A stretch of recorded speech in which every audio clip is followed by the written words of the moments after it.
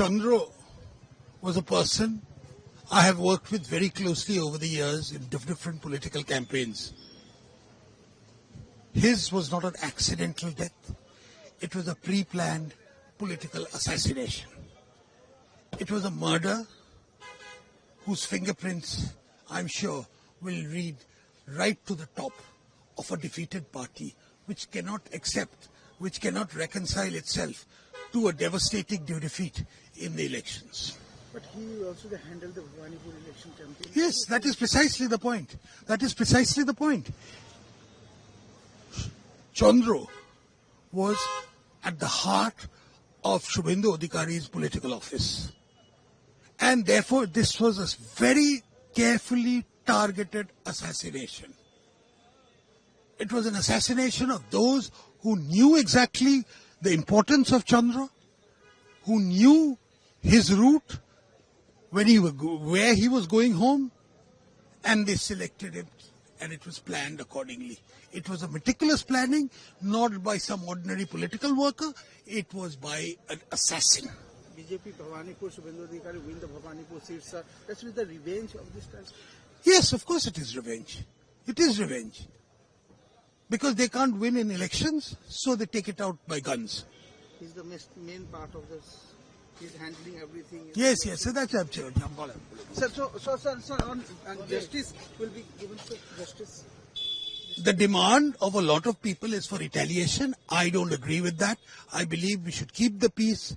But I also feel that we shall have to deal with it in an administrative way after the government is sworn in on 9th. कुछ कहेंगे बोलिए ना, आप क्यों रहे हो? वो ऐसे ही हंसमुख लड़का था, उसका कोई दुश्मन नहीं था दुनिया में, उसका दुश्मन नहीं था, वो शुभेंदु का काम करता था, वही उसका नसीब में ही लिखा गया इसे।